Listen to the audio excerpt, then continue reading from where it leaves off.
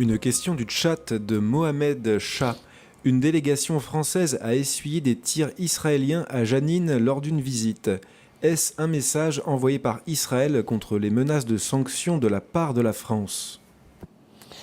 Alors oui, j'ai appris ça là, juste avant que ne commence ce direct. J'ai vu ça parce que je regarde toujours au dernier moment les dernières informations. Il y a des gens qui se tiennent au courant de l'actualité.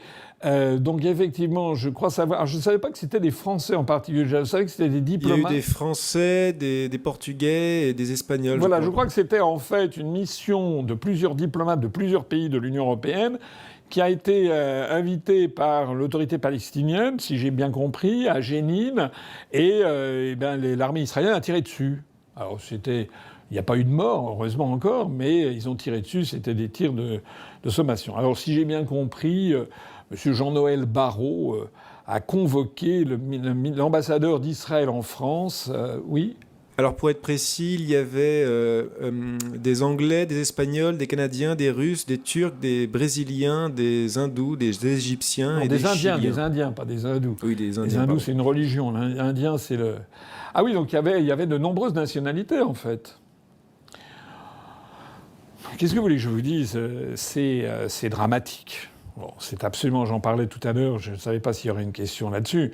La situation c'est au-delà du scandale, ce qui se passe en fait à Gaza, puisque le nombre de morts qui sont maintenant, et notamment de femmes et d'enfants, si on rapporte à la population de Gaza, j'ai vu il y a je sais plus quoi, il y a un essayiste, un journaliste, un observateur qui est passé sur je ne sais quel média qui me comparait que par rapport à la population française, presque toute la population de Gaza a été déplacée. Donc c'est comme si en France, il y avait 60 millions de personnes déplacées.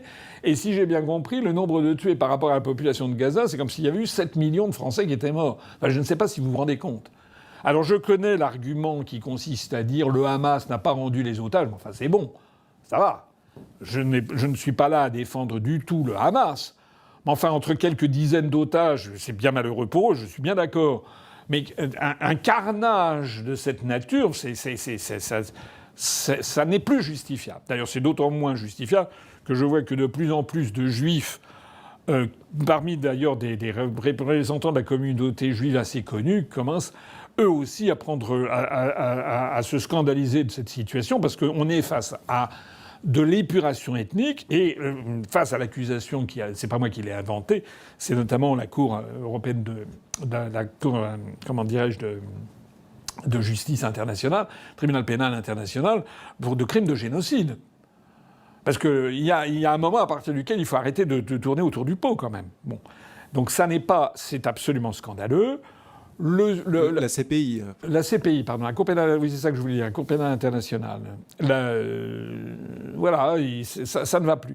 Et ce qui est à craindre, c'est que le gouvernement de Netanyahou, qui ne représente pas tout le peuple israélien, hein, d'abord, je rappelle qu'en Israël, vous avez un certain nombre d'Arabes qui ont le droit de vote, mais vous avez aussi des Juifs israéliens, de confession juive, de nationalité israélienne, qui sont contre Netanyahou. D'ailleurs, avant que n'arrive cette affaire horrible du 7 octobre, Netanyahou était dans une très grave situation.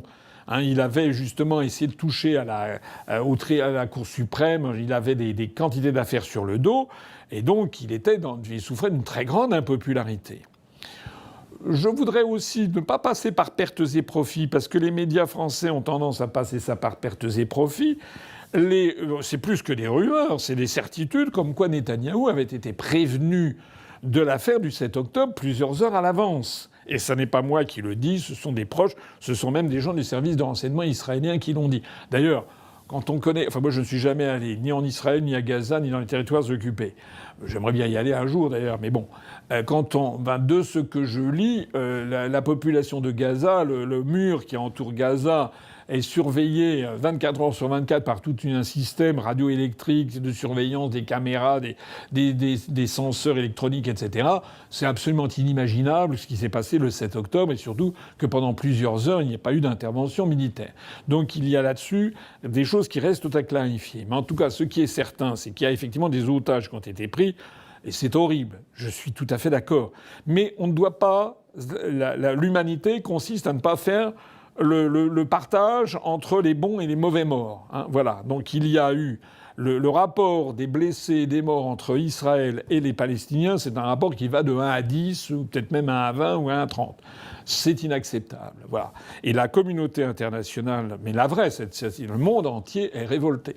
Là, le problème qu'il y a avec le gouvernement de Netanyahou, qui est poussé par ses jusqu'au-boutistes, notamment Bezalel Smotrich, qui est donc le ministre, je crois qu'il est ministre des Finances, qui est un ultra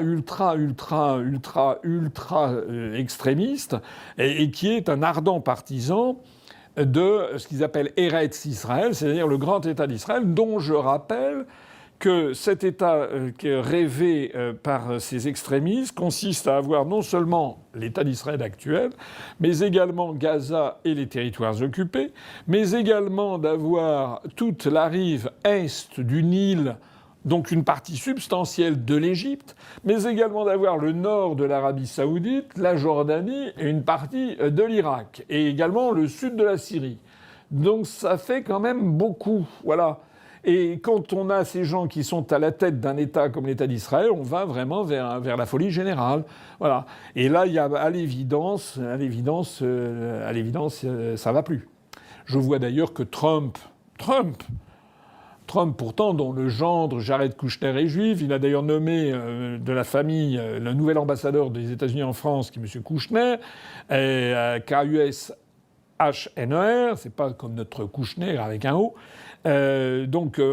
Trump, qui était considéré comme tout à fait très favorable à l'État d'Israël, qui a d'ailleurs transféré l'ambassade des États-Unis à Jérusalem. Enfin, on ne peut pas faire le reproche à Trump d'avoir été anti-sioniste et anti-israélien dans son premier mandat, mais là, vous avez vu ce qui se passe. C'est que même Trump ne supporte plus. Il s'est rendu au Moyen-Orient et il a snobé l'État d'Israël. Et ce qui est en train de se passer, c'est que les gouvernements européens, les uns après les autres, se rendent compte que on plaisante pas avec la justice internationale, avec le TPI, et que l'incrimination de crimes de génocide, qui est une des incriminations de crimes contre l'humanité, ça a été mis à jour, enfin, a été créé par les juristes, les avocats lors du fameux procès de Nuremberg en 1945-46, qui ont inventé des catégories juridiques qui n'existaient pas, qui étaient le crime économique, crime contre la paix, crime de guerre et crime contre l'humanité. Ça fait partie de la jurisprudence. Alors c'est quand même absolument dramatique. Et il semble que l'État d'Israël soit de plus en plus isolé maintenant. Alors il y a évidemment, aux États-Unis comme en France, le poids très puissant du lobby pro-israélien, qui est évident, qui joue beaucoup. Mais quand je vois que même Macron est obligé... Parce que le problème qu'il y a en France, c'est que... Alors, il y a des gens qui sont des pousses au crime dans les deux camps, je l'ai déjà dit. Il y a des gens, on a l'impression que leur plaisir, c'est de jeter de l'huile sur le feu. Donc vous avez des gens qui vont passer leur temps, toute leur activité politique consacré à Gaza et à taper sur l'État d'Israël. C'est Rima Hassan, c'est Émeric Caron, etc. Au point que ça devient obsessionnel et qu'ils encourent, d'une façon qui est quand même assez justifiée, le soupçon de l'antisémitisme systématique. Il y a quand même d'autres sujets pour la situation en France que ça, même s'il faut en parler. Moi, j'en parle de temps en temps. Et de la même façon, de l'autre côté, vous avez des gens qui, alors, eux, font profession de jeter constamment... Quelqu'un comme, par exemple, Jean Messia, je le vois sur Internet, il ne se passe pas de jour, il n'envoie pas des tweets pour aller cracher sa haine sur les musulmans. Enfin, mais si on a ça de part et d'autre en France, ils veulent quoi, en fait? Ils veulent qu'on aille vers une guerre civile, en fait. C'est de ça qu'il s'agit. C'est vraiment ça que les Français veulent, une vraie guerre civile? C'est pour la raison pour laquelle, depuis que je parle de ces questions, allez voir tout ce que j'ai pu dire. Tiens, si vous êtes à un jour de cotisation, ou même pas à un jour de cotisation, allez voir la vidéo que j'avais faite, je crois que c'était le 12 octobre 2023. Quelques jours après l'affaire du 7 octobre, j'ai rappelé quelle était notre position sur cette affaire. J'ai eu l'occasion de le rappeler d'ailleurs sur Israël 24 News, où j'ai été invité à 2 reprises, ce dont je les remercie, puisque ça montre d'ailleurs au passage que Israël 24 News est plus ouvert que les médias français, et j'ai dit ce que j'avais à dire à Israël 24 News, comme je le dirai partout ailleurs, le rôle de la France doit être un rôle de pondération et de modération. Voilà. Et j'ai eu l'occasion de l'expliquer, de le rappeler. Je le rappelle, c'est une évidence, mais parfois, c'est bon de rappeler des évidences. Il y a 68 millions de Français. Sur les 68 millions de Français, il doit y avoir 700, 500, 600, disons 600 à 700 000 juifs. Et il doit y avoir 5 à 6 millions de musulmans. Et donc, il y a plus de 60 millions de Français qui sont, comme moi, ni juifs ni musulmans. Et que la France, c'est la France. Donc, le sujet israélo-palestinien est un sujet très grave, mais ça ne doit pas être non plus le seul et unique objet de l'action politique. Sinon, ça devient de la folie. Voilà. Et moi, j'estime que nous devons faire très attention à avoir une politique pour calmer le jeu, pour essayer, malheureusement, la France est jugée partie. Je rappelle d'ailleurs, tiens, ça fait penser les promesses de Macron. Vous savez que Macron nous a gratifié, c'était il y a 2-3 mois. Il avait dit qu'il envisageait de reconnaître l'État palestinien en juin. Pourquoi en juin ? Pourquoi pas en avril 2026 ou en mois d'octobre 2032 ? Enfin, n'importe quoi. Moi, j'ai dit, et je le répète, quelle est notre position. La France doit, je dis ça depuis... On ne peut pas me dire le contraire. Depuis 2011, depuis le premier programme que j'avais présenté pour la présidentielle de 2012, où je n'ai pas pu me présenter, nous devons reconnaître l'État palestinien. Il y a 135 États du monde qui ont reconnu l'État palestinien, qui a été proclamé à Alger par le Conseil palestinien en exil. Il y a 135 sur 195 États à l'ONU qui ont reconnu l'État palestinien, dont d'ailleurs des États membres de l'Union européenne comme la Suède. Nous devons, je pense, arrêter aussi la fiction de Tel Aviv. Et je pense qu'on devrait aller dans le sens de ce qu'a fait Trump, c'est de reconnaître que Jérusalem est la capitale de l'État d'Israël. Parce que moi, je suis en faveur de la vérité. Ça va bien le truc où on se cachait derrière un pied. D'ailleurs, dans les programmes de règlement de l'ONU, moi, je fais que reprendre le programme de règlement de l'ONU, qui reconnaît 2 États. C'est ce que nous faisons, nous, en reconnaissant l'État israélien, en reconnaissant l'État palestinien. L'État israélien, il est reconnu depuis 1948, mais nous, on reconnaît un des deux. On est borgne. Il faut reconnaître l'État palestinien. Je reconnais que Jérusalem-Ouest doit être la capitale de l'État hébreu, et pas la fiction de Tel Aviv. Je reconnais que Jérusalem-Est doit être la capitale de l'État palestinien.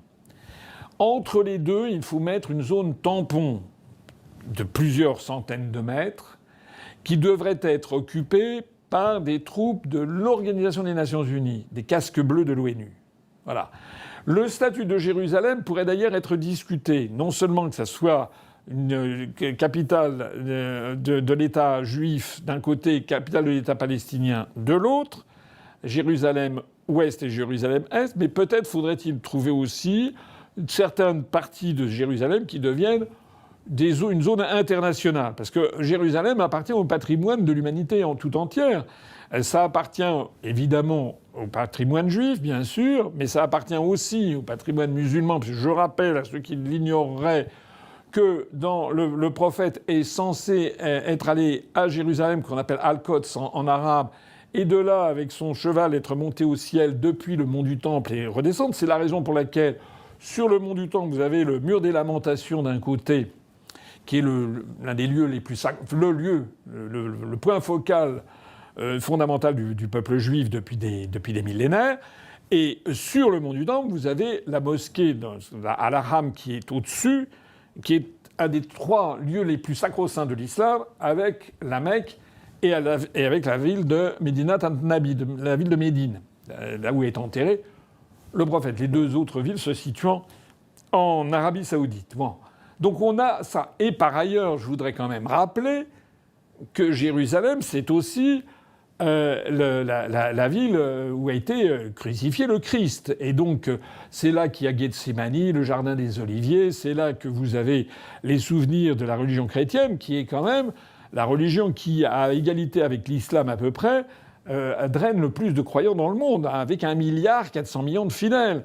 Donc les églises chrétiennes au sens large, l'Église catholique, bien sûr, mais aussi l'Église orthodoxe et puis toutes les églises chrétiennes ont aussi normalement leur mot à dire sur Jérusalem.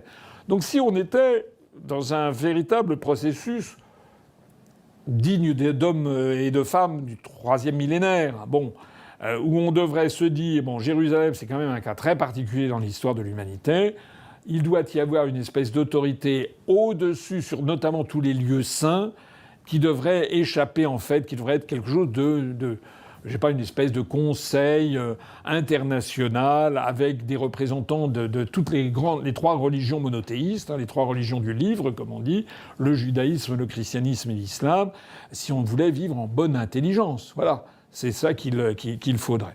Alors malheureusement, on en est loin, c'est le moins que l'on puisse dire, et on voit qu'actuellement, le gouvernement de Netanyahou, je ne sais pas, là il fait de l'épuration ethnique. Et d'ailleurs, je crois qu'il a fait une déclaration hier où il a dit que maintenant il voulait en fait, il veut qu'il n'y ait plus du tout de Palestiniens à Gaza. Voilà. Ça s'appelle de l'épuration ethnique. C'est un crime contre l'humanité, d'après tous les textes de droit international. Et c'est la raison pour laquelle les dirigeants occidentaux, qui ont été les derniers soutiens de l'État d'Israël, commencent à prendre leur distance. Ça n'est pas acceptable.